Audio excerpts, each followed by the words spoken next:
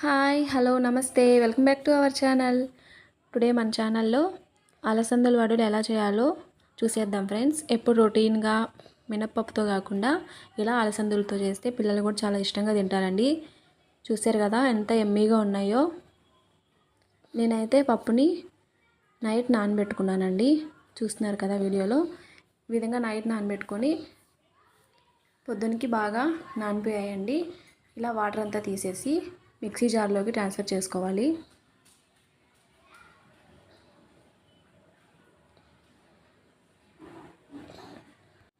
పిండి గ్రైండ్ చేసేటప్పుడు వాటర్ ఎక్కువ వేయకూడదండి. వాటర్ ఎక్కువ వేసామంటే లూజ్గా వస్తుంది. పిండి లూజ్గా వచ్చిందంటే ఆయిల్ ఎక్కువ ఫీల్ చేస్తుంది. చూస్తున్నారు కదా ఫ్రెండ్స్ వీడియోలో నేను ఈ విధంగా గ్రైండ్ చేసుకున్నాను. గ్రైండ్ చేసుకొని ఒక 15 మినిట్స్ వరకు అలాగే పక్కన పెట్టేశానండి. 15 మినిట్స్ తర్వాత అందులో నేను టేస్ట్ తగ్గ సాల్ట్ వేసుకున్నాను.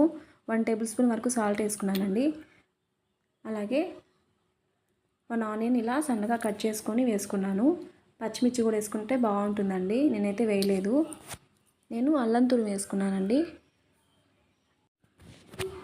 అన్నీ వేసుకున్నాక మొత్తం ఇలా మిక్స్ చేసుకోవాలండి.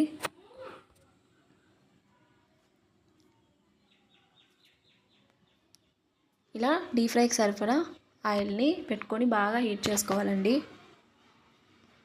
మనం వడ వేసేటప్పుడు కొంచెం సిమ్లో పెట్టుకొని వేసుకోవాలండి. లేదంటే త్వరగా ఆ వడ కాలిపోతుంది, లోపలంతా ఉడకకుండా ఉంటుంది.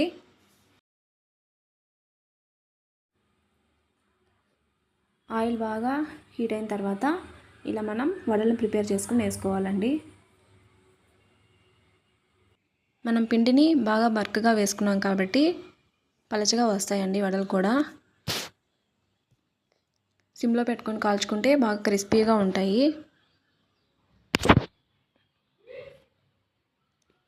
ఇలా వడలన్నీ వేసుకొని ఒక సైడ్ బాగా కాలిన తర్వాత టర్న్ చేసుకోవాలండి.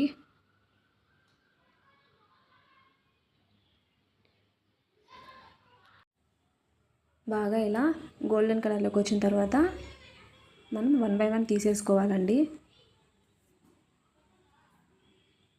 కొద్దిసేపు అలాగా పెడితే ఆయిల్ అంతా వచ్చేసింది.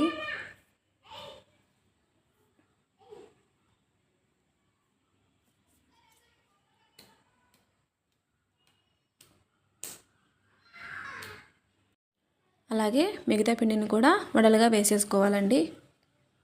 చూసారు కదా ఎంత టెంప్టింగ్గా ఉన్నాయో.